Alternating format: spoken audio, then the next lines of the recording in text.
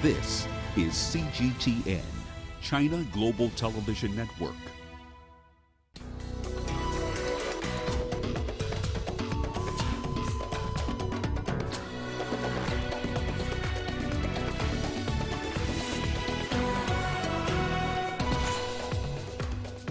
South Africa apologizes to Nigeria over xenophobic violence as envoys begin a mission of solidarity. The late Robert Mugabe's home village pays last respects to him as elders explain a burial culture. And Israel goes to the polls amid controversy over Netanyahu's plans for the West Bank. Hello and welcome to Africa Live on CGTN with me, Beatrice Marshall, in Nairobi. Also coming up on the program. In your business news, oil shed some of its massive gains, but the threat of military action keeps uncertainty up. And in your sports, the defending champions Liverpool travel to Napoli as the UEFA Champions League returns. Let's begin in Abuja, where South Africa has apologized to Nigeria for the xenophobic attacks which targeted Nigerians and other African nationals living in that country. South Africa's special envoy to Nigeria, Jeff Radebe, apologized on behalf of President Cyril Ramaphosa for what he called acts of criminality and violence that recently occurred in South Africa. He also clarified that no Nigerian was killed as a result of the violence. The visit comes as more Nigerians are set to leave South Africa later today because of the xenophobic attacks. While still in South Africa, and South Africa's parliament is set to debate the wave of xenophobic attacks in the country tomorrow. The debate was put on Parliament's agenda following a week of violence targeted at foreign nationals, together with the public outrage over the rape and murders of women and children. South Africa has deployed envoys to brief other African countries on the steps the government has taken to combat acts of xenophobia in the country. Let's cross over to CGTN's Angelo Coppola. He's now joining us live from Johannesburg with more on these developments. Angelo, what is this motion on xenophobia meant to achieve? Well, look, it's really a debate first and foremost. If anything is voted on, it will most likely get referred to a particular parliamentary subcommittee. They will then prepare a whole round of groundwork that they've got to get done. They would make recommendations after they've had these very exhaustive consultations with a whole range of stakeholders. There'll be hearings. So it won't be a quick fix approach.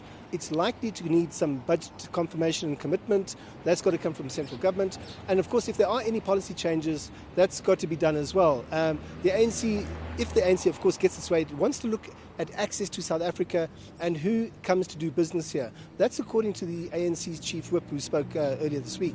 So the debate will be animated. Opposition parties are going to be lambasting the ANC for a poor economic environment, which led to the round of xenophobia that we just experienced. Underlying this debate, of course, is the fact that the ANC is trying to push the distinction between xenophobia and what they call opportunistic criminal activity. The ANC, of course, will do everything in their power and to drive this point home, and especially around the latest round of xenophobia, which they claim wasn't xenophobia. So a cynic, of course, on the other hand, may suggest that the debate that's going to happen tomorrow is also for the benefit of African governments because it's going to be televised live. Beatrice? Well, South Africa has sent out some envoys, though, to try and to explain its situation to other African countries. But would Parliament, though, be looking to prescribe any action by Ramaphosa's administration to mitigate the diplomatic friction caused by the recent xenophobic attacks? Well, look, Ramaphosa and Naledi Pandor, the International Relations Minister, have already moved on that front. Pandor met with heads of embassies last week. Her SAP's counterpart, Bheki Cele, the Minister of Police, was with her. They were putting the ambassadors' minds at ease and at rest that the SAPs had the situation back under control. Of course, you remember that Cele just the week before that admitted that the intelligence network didn't get a hint or a whiff or a warning of the xenophobic attacks that happened in and around Johannesburg and other parts of the country.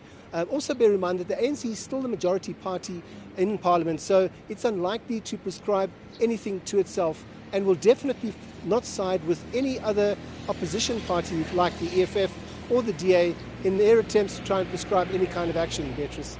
So, Angelo, in relation to the South African special envoys, though, that are out to other African countries giving assurances of solidarity, how long is this mission supposed to take, and when are they expected back? With what message? Well, as you know, they were in Nigeria on Monday. Not sure where the next stop is. That's been kept under sort of close control there. It is a whistle-stop tour. There are 7 countries involved, including, strangely enough, Niger, for some reason. And no one can explain to any of us that have asked why Niger's on that list. They are expected back in the country, those envoys, by the weekend. They'll then prepare a report, which is going to be submitted to the International Relations Minister, Pandor, who will then probably forward it on to Ramaphosa. Pandor told us on Monday that if the envoys believe that any other country should be included on this whistle-stop tour of theirs, that they'll reach out for permission to do so. So Pandor should have a very clear understanding and picture of what's happening with those 7 countries and their reaction to what the envoys had to say before she walks into the UN General Assembly next week. Beatrice? Well, Angelo, so South Africa has apologized to Nigeria, but has the South African Parliament or Ramaphosa's administration given any comments so far on demands by Nigeria for compensation for those who lost businesses and property in the recent violence? Well, look, we haven't heard any talk of any compensation directly from government just yet. But as you know, there is a government-owned insurer, and it's called Sasria, which was set up in the apartheid era to specifically deal with public and infrastructure damage that may have been caused by natural or man-made causes like strikes or demonstrations. So there is that insurer in place that's government-owned and government-controlled. The question is whether it's got enough resources now to compensate the people who lost everything, and that remains to be seen. But there is no doubt that government will expedite this compensation process so that they can rebuild those solid diplomatic relations they had with the likes of Nigeria and other countries' nationals who suffered. But it's going to be a laborious process, specifically for those foreign nationals who have left the country in the meantime. Beatrice? All right, Angelo Coppola joining us there from Johannesburg. Thank you. And we are staying in South Africa for the moment, where President Ramaphosa has extended the deployment of soldiers in crime hotspots. The South African National Defence Force are operating alongside the police to curb escalating violence in one of Cape Town's deadliest neighborhoods. The gang-ridden Cape Flats has seen the deaths of more than 2,000 people this year alone. Let's take a look. South Africa's army is extending its stay in the country's gang hotspot, President Cyril Ramaphosa said on Monday. Soldiers were deployed to Cape Town streets in July to help stem escalating violence that has killed more than 2,000 people this year. Some officials have linked the suburbs known as the Cape Flats to a war zone. In a statement, Ramaphosa said the army will now stay for an extra 6 months until the end of March next year. High rates of unemployment and drug abuse have fueled gang activity since January in the mainly poor black and mixed-race neighborhood. Almost half of the deaths this year have been gang-related, according to local officials. In some areas, parents have banded together to safely escort children to school and shield them from the violence as much as possible. The army had initially been deployed for 2 months, but the provincial government had written to the defense minister earlier in September requesting the deployment to be extended. Daniel Arab Moy, CGTN. The body of the late former president of Zimbabwe, Robert Mugabe, spent the night in his home village of Kutama, where mourners gathered to pay their last respects. His body is then being moved back to Harare to await the construction of a shrine at the Heroes Acre, where his remains will be finally laid to rest. CGTN's Brian Toussaint reports. The late former President Robert Mugabe went home for the last time. Mourners gathered in the town of Murembedzi in Zabimba district to say their goodbyes, following the arrival of his body near his rural home village. He was celebrated as an icon by locals at the gathering, attended by the military and the Mugabe family. His body was then taken to the Mugabe homestead in Kutama. He used to tell us that we've taken the land and we should use our hands to do farming on our own and not wait to work for other people, but we should work as a people of Zimbabwe. Mugabe led Zimbabwe for 37 years before he was removed from power by the army in November 2017. He is remembered as Zimbabwe's first leader after independence in 1980. It could be about the education or land or even in health matters. From the time we were growing up until now to his death, I learnt a lot, especially about the issue of sovereignty. He died while undergoing treatment at a Singapore hospital on September 6th. He was 95 years old. His remains will be buried in a mausoleum at the National Heroes Acre in the capital Harare in about 30 days. We are looking forward to Mugabe being buried at the Heroes Acre because that's where his first wife is buried. Following the ceremony in the late former leader's home village, his remains will be returned to Harare. Brian Toussaint, CGTN. Well, CGTN's Farai Mwakutuya stayed in Zimbabwe's Zavimba village as the chiefs and elders led the people in paying their respects to the fallen leader. He spoke to the elders about the burial culture that applies to the late Robert Mugabe. Take a look. Evening mass ahead of an all-night vigil for Robert Mugabe, back in his rural home one final time, where village elders accorded him the appropriate respect. Our culture here in Zvimba is that when a person who was the head of the family dies, he must be brought back to his rural home. And the first thing we do, before anything else, is to take the body into the mother's kitchen, where he is dedicated to those of his clan who have gone before him. Robert Mugabe was born in that hut. It's where he ate and slept as a young man before leaving his village to go and pursue a career, initially in teaching and eventually in politics. But for people around here, it feels like he never actually left. That's because of the strong ties he maintained, making frequent visits here even during his presidency.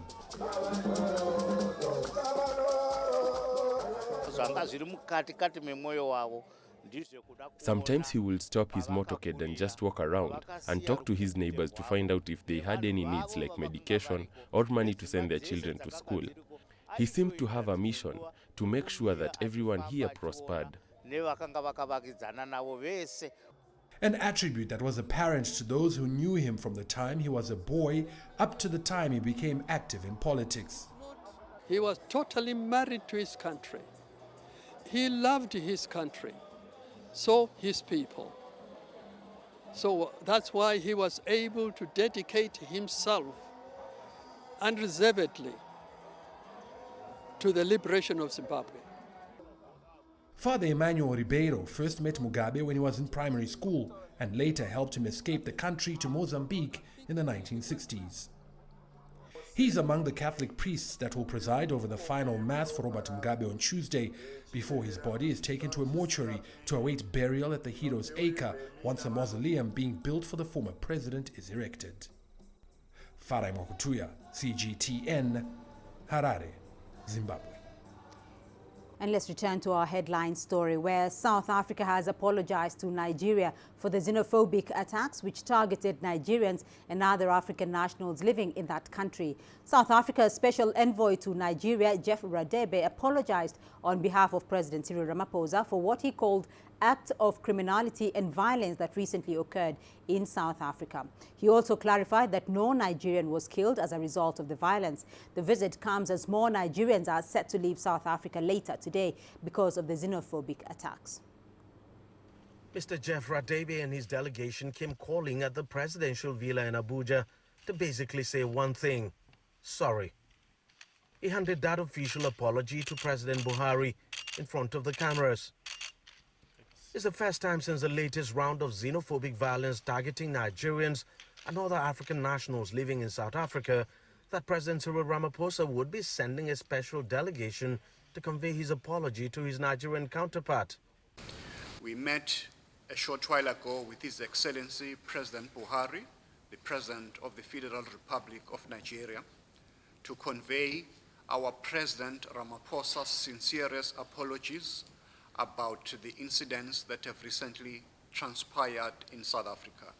Those incidents do not represent what we stand for as a constitutional democracy in South Africa, and the President has apologized for these incidents.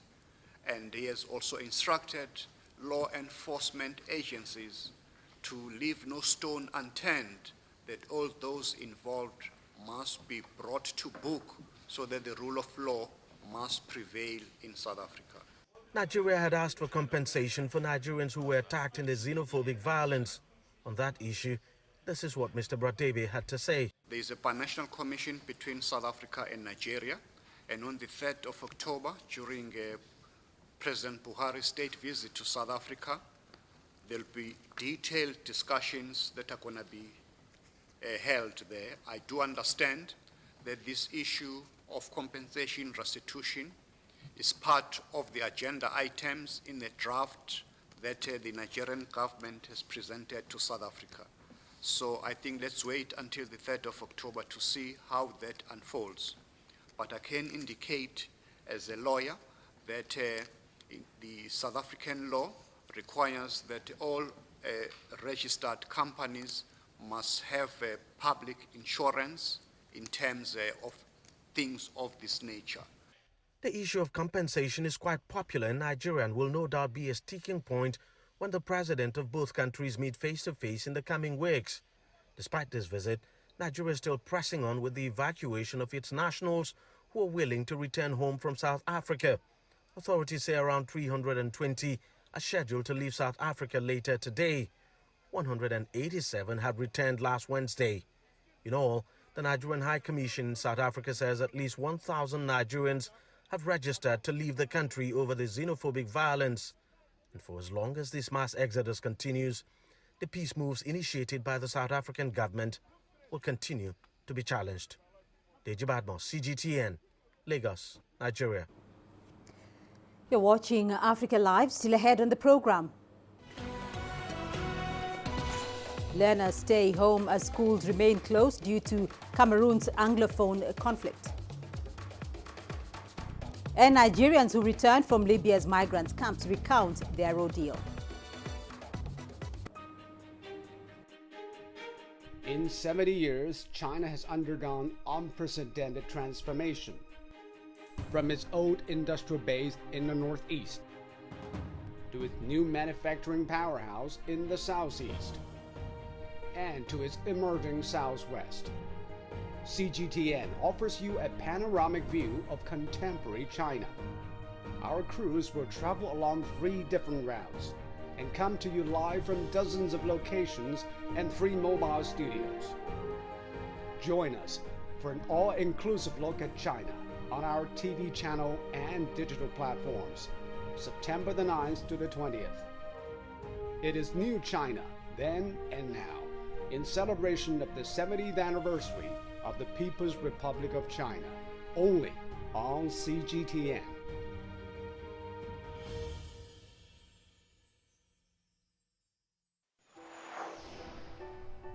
I've covered the China story for more than 30 years. I'm amazed by what they have done here. And over the years, I've witnessed China change, at times in leaps and bounds, in very dramatic ways. And sometimes in a more gradual way. Change may be glacial, but here it seems to be constantly happening. I'm Jaime Flor Cruz. Join me as I revisit and rediscover an ever-changing China.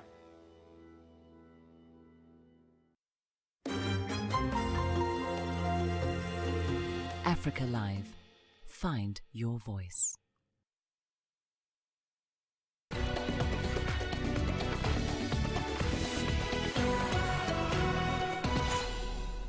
Let's now head to Israel, where voting is underway in the country's historic second election this year. The polls are largely seen as a critical moment for the incumbent Benjamin Netanyahu, who also happens to be the country's longest-serving prime minister. Voting officially opened at 7 a.m. local time in over 11,000 polling stations. 31 parties are competing for the country's 120 seats in parliament. Over 5 million registered voters are taking part. This is seen as Netanyahu's toughest election as he faces possible charges of corruption. His biggest opponent is former military chief Benjamin Gantz, who leads the Blue and White Party. Opinion polls put the two at neck and neck. The Prime Minister has promised to annex parts of West Bank, a stand that has heightened tensions in the volatile region. Iran's involvement in regional politics and ties with the U.S. are also shaping the outcome of the elections. Let's expand this conversation a little bit more. And I'm now joined from Tel Aviv by CGTN's Stephanie Fried and from Cairo by Dr. Nuhran El-Sheikh, a professor of political sciences at the Cairo University. Let's start off with you, Stephanie. What's at stake for Prime Minister Benjamin Netanyahu in this election? Well, Beatrice, essentially what's at stake is his political career, and that has shaped and influenced his entire campaign. This has been a very rough and prickly campaign. At times there has been incitement, racism, and even now I'm getting updates on Twitter saying that his party is about to hold an emergency meeting because, quote, the Arab and left-wing voters are coming out in droves. So they're going to hold an emergency meeting, his right-wing party, over that. And that's meant to scare his voters and to prompt his voters and push them to the polls so that his numbers will be higher. As you mentioned, Beatrice, he faces possible indictment on bribery and corruption charges after this election. So he has been doing much possible in his power to try and save himself, save his political future. He's been trying to negotiate with potential coalition partners over immunity, over being granted immunity for his future to keep him in power. So you ask what's at stake for Mr. Netanyahu? Everything, really, Beatrice. Well, to you, Dr. Nuhran, though, Benjamin Netanyahu has said he plans to annex the Jordan Valley in occupied West Bank if he wins this election. Why is this significant for him, and what would be the implication of this to Palestinians and the Arab world?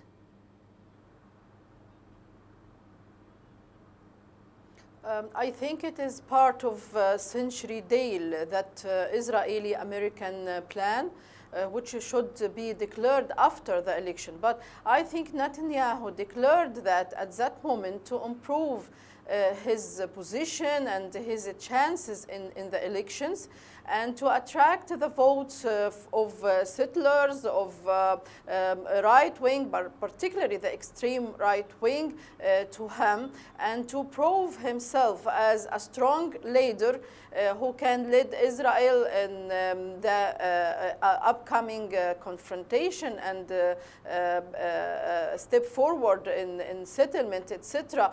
Because I think his competitor, his main competitor, Benny Gantz, represent a lot and attracting a lot of popularity inside Israel. So he wants to prove himself against Gantz and to attract more votes for him, and to, as I mentioned, improve his chance in winning the elections. But I think in any way that century deal, if it is going right like that, it would lead to more violence, to more tense, to more instability in the Middle East, and of course for Israel and Israeli people. There is no way for except peace, and peace negotiation is the only way for peace for Israelis and for Palestinians as well. Stephanie, do tell us about the voting process so far, though, and what to expect across the day. Well, in pure technical terms, Beatrice, the way the day goes now, we're about halfway through the voting process. The polls will shut down at 10 p.m. and then immediately after the voting stations close, there will be preliminary exit polls, and those will be revealed. Now, they're not necessarily reliable in terms of the numbers, but that gives an indication. That's at 10 p.m. this evening. After that, the sleeves get rolled up proverbially, and that is when the negotiations begin for who can form the coalitions. We look at the numbers and we see, or the parties see, which of the smaller parties who could have tremendous influence here, depending on who they decide to join in a coalition and who they would join, who they're going to go with. Those parties, all the parties, they need to go. The parties that have been voted in, gotten enough seats to be in the parliament, then they go to the president, Israel's president, and they give their recommendation. This is the person that we think, or the party that we think, the leader of the party, who we feel pretty confident about forming a government. And the way the polls look right now, that will either be Mr. Netanyahu or Benny Gantz of the Blue and White. That's a center party that your guest in Cairo talked about. And then it's about negotiations. It's up to the president. But as we saw during the last round, Mr. Netanyahu was recommended to form the previous coalition. He wasn't able to do that. Beatrice? Right. And back to you, Dr. Nourran. Egypt has been a key player in the Middle East peace process. What would Egypt want to see come out of this election?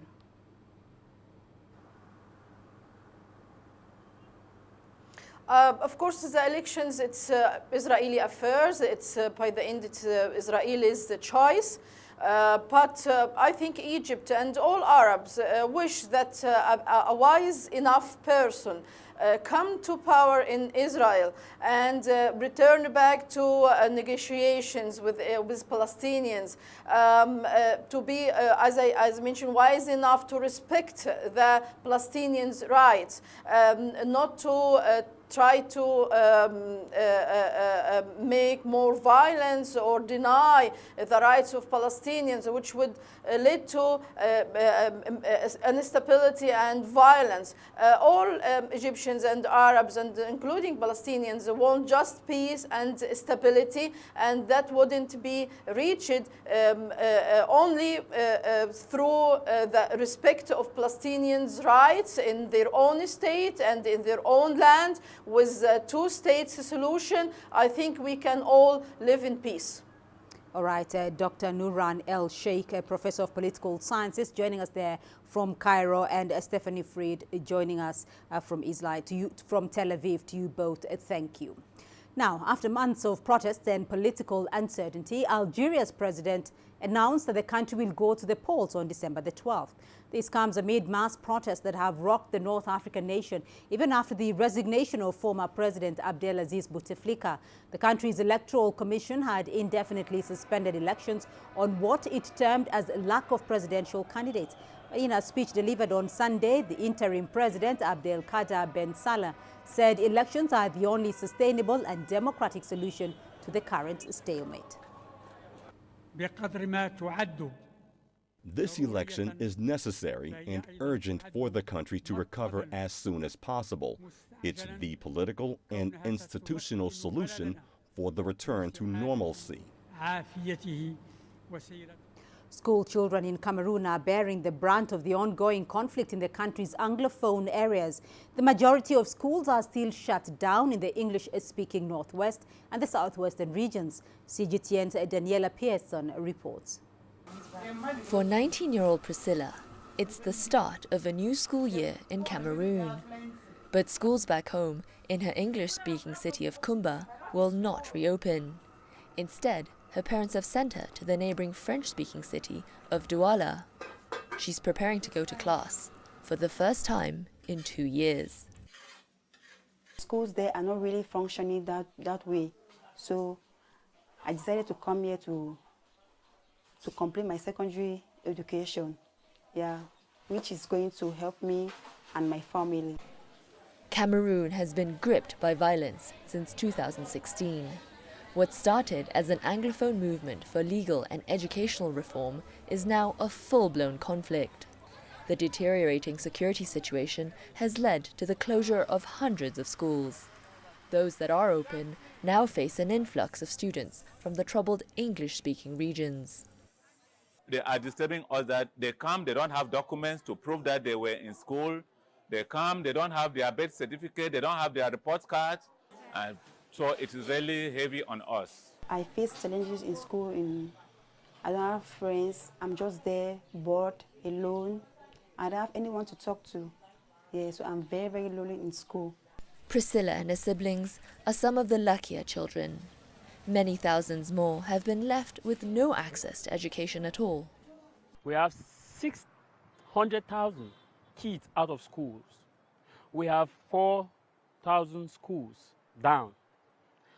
Would either burn down or not open at all. It's going to create an increase in hate crime because we have kids who have not been able to go to school for about 3 years, going to 4 years now. All of them are in the bushes. Now their mentality now is different. They now see things differently.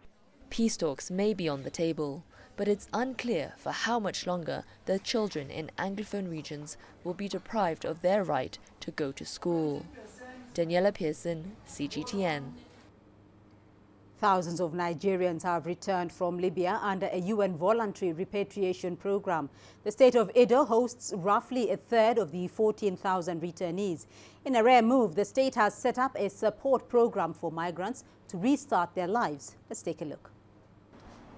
Gloria once dreamed of an international career in fashion, but since returning from Libya to Nigeria, she's been working as an assembly line seamstress, earning only $40 a month. Like many escaping poverty, Gloria's journey to Europe was cut short in Libya. I just had the belief that if I travel out, I'll be able to help the family. So when I came back, it's only him I told that look at what I went through. As I did, they asked me, I tell them, it's normal. 14,000 young Nigerians stuck in Libya have been repatriated since 2017. The state of Edo provides them just over $1,000 to get back on their feet. It also provides training programs to encourage reintegration. It's a priority for us to give returnees and young people that could be potentially migrating jobs and opportunities that they are interested in, things that they would like to do, and not just things they would like to do. We don't want them just engaged.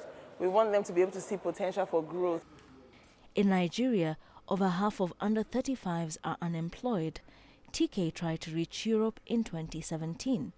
Despite training to become a butcher, he has been unemployed since his return. Today, he shares a tiny apartment with his wife and daughter. Libya, I normally say to myself, I must survive. It wasn't easy. I passed through a lot. If I can stay in a desert for 4 days without eating, I can stay in my country for 1 month without even eating. It's more better for me. More than 60,000 Nigerians are still stranded in Libya. The vast majority are in detention centers or in the hands of traffickers and local militias. You're watching Africa Live. Coming up in your business news. Oil shared some of its massive gains, but the threat of military action keeps uncertainty up. And Nigeria's decision to shut its borders and stop rice smuggling hurts its biggest market.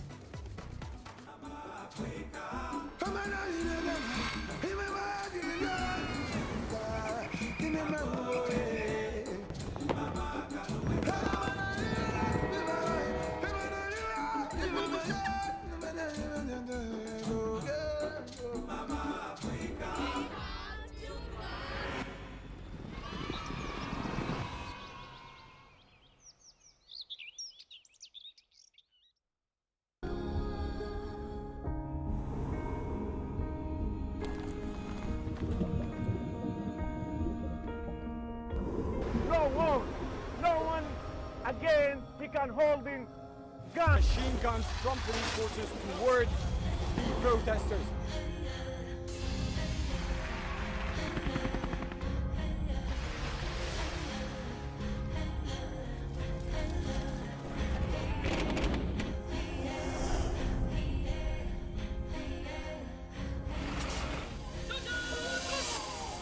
Were you worried about your life at that particular time? Not at all. Thank you very much for your time. What is your assessment of the state of the continent today? Africa has the potential to power itself. Excuse me.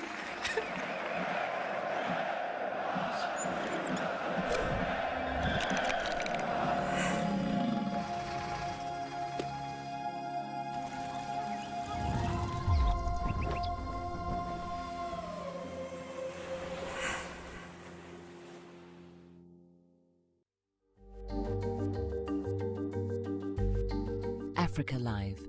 Find your voice.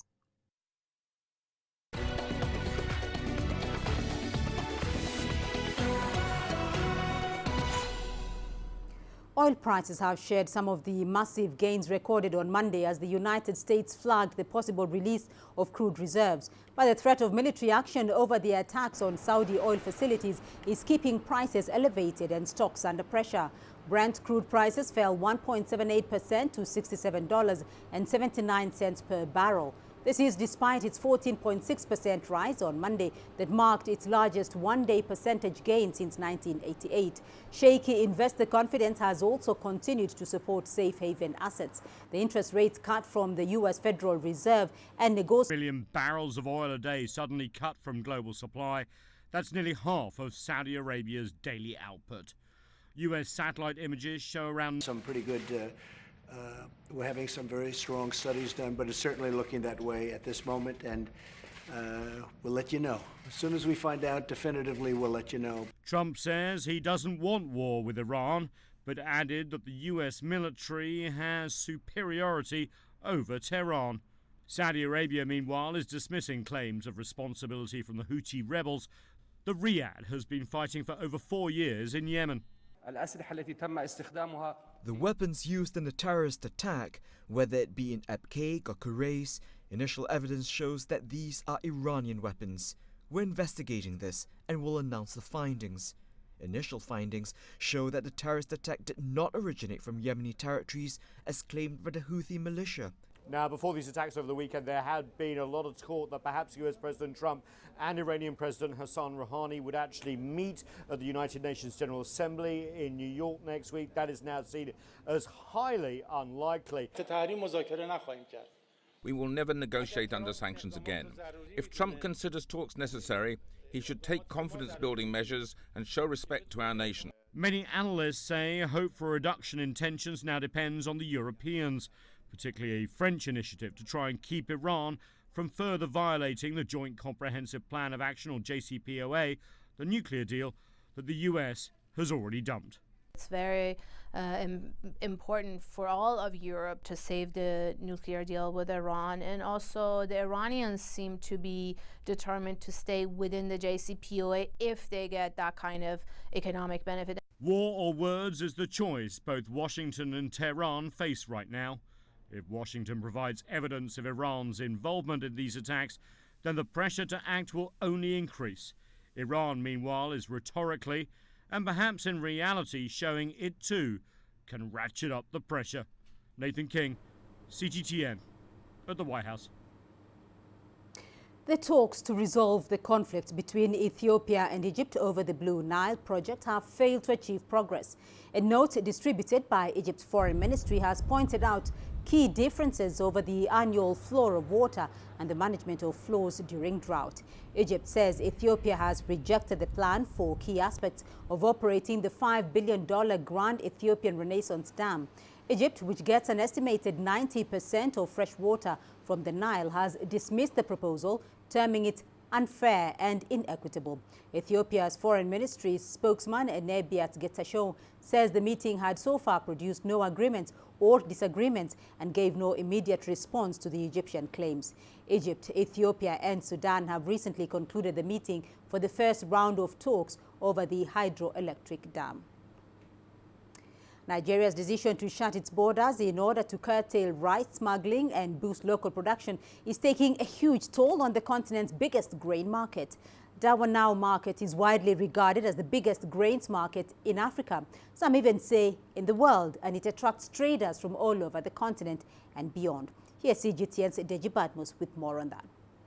At normal times, this whole area would have been jammed with people and grains of all colors and shapes.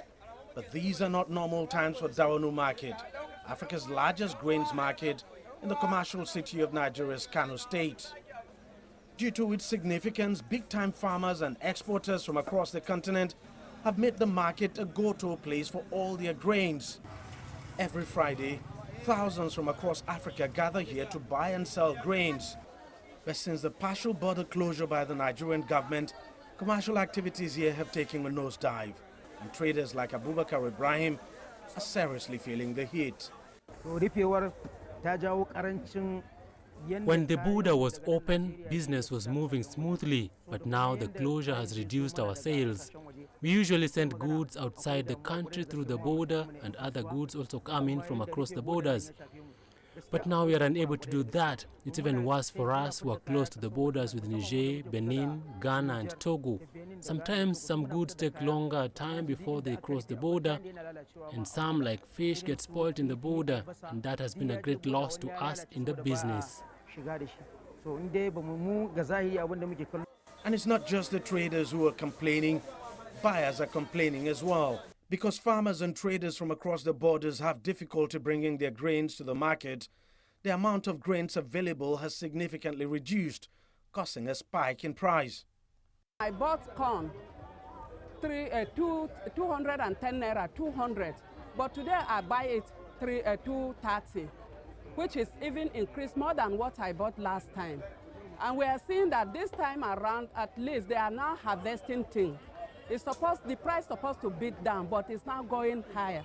Yes, there is an effect of border, because when things were, the border was, especially the rice, it's even higher than what we bought last time. I bought last time Kura 550, but it's now 700 naira, the Kura rice. That is the one we plant in our own country. The market is also a source of employment for thousands of local people who earn their living here. But reduced commercial activities now mean reduced amount of work available. The government says leaving the borders fully open is aiding smuggling activities, which it says is a great hindrance to the country's attainment of food self-sufficiency. But these traders are appealing that the action be relaxed and that local farmers should be supported. We are pleading with the government to please find a way to open the borders. We have been complaining to the government to help patronize our business and help buy crops for plantation for the farmers. Nigeria hopes to become the next exporter of rice by 2020, setting a target of becoming self-sufficient in local production. To create incentives for domestic production, the Central Bank of Nigeria has also restricted forests for food imports. But as well-intentioned as those policies might be, for traders here at Dawanu Market, they are at the receiving end. Deji Badmos, CGTN, Kano, Nigeria. You're watching Africa Live, still ahead on the program. Somalia uses month-long poetry competition to try and foster peace and cohesion among citizens.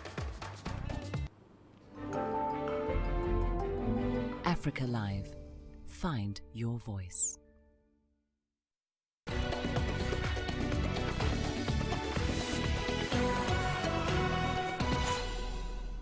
Burglars have stolen an 18-carat solid gold toilet from Blenheim Palace in the UK. The toilet, named America, is valued at more than $5 million. It is part of an exhibition by Italian conceptual artist Maurizio Cattelan. The exhibition opened 2 days ago at the stately home 60 miles west of London. Blenheim Palace is also the birthplace of Britain's former wartime Prime Minister Winston Churchill. According to the police, thieves with at least 2 vehicles broke into the palace sometime before 5 a.m. on Saturday morning. The removal of the toilet reportedly caused significant damage and flooding. Officers have arrested a 66-year-old man in connection with the theft, but have not yet recovered the artwork. It was previously on display at the New York Guggenheim Museum, where more than 100,000 visitors were able to use the fully functional toilet. A month-long poetry competition in the Horn of Africa nation of Somalia hopes to promote the culture and arts of the country through dialogue and engagements. From Mogadishu, CGTN's Abdulaziz Bilo explains why poetry is an important culture among Somalis. These artists are performing Danto, a traditional Somali dance played to modern music. It's the grand finale of Silsilada Nabadda, a month-long poetry competition funded by the European Union that attracted dozens of entries from young and upcoming artists. We managed to mobilize the youth across the world. We had over 65 entries from 41 global cities, and more importantly, we had a diverse range of entries from Somalia across different regions. This year's theme was peace and democracy. Every participant shared in their own unique ways what democracy means to them and their country. The platform also gave the poets a chance to share their dreams and aspirations of a more prosperous Somalia. We want to spread peace through poetry. Poetry has a huge role in Somalia and in Somali history and culture. It's the heart of our people. Mostly when we try to express ourselves, we express ourselves through poetry. And before the civil war, before all of this, Somalis used to reconcile through poetry. They never used to fight. Organizers say the event acts as a bridge linking young Somalis separated as a result of decade-long civil war that engulfed much of Somalia, forcing many to flee in search of better livelihood. So hopefully the youth are going to be engaged. One of our main objectives was to promote civic engagement and to have dialogues in a way that promotes the culture and arts of Somalia and Somalis in general across the Horn of Africa as well as the world. Somalia has long been considered as a nation of poets, and the organizers of this event here today hope that platforms such as this will help in creating the next generation of poets.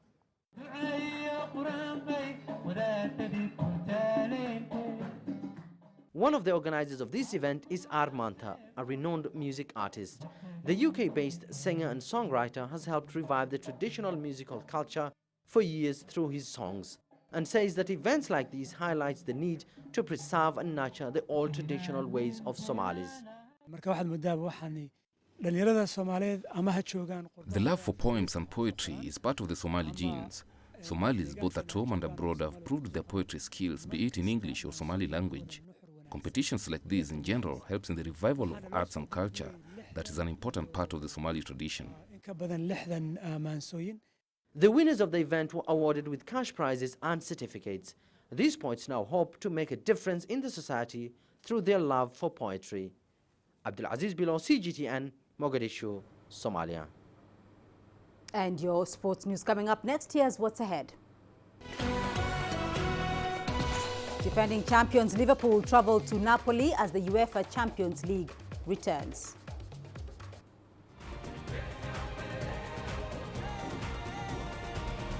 Africa Live. Find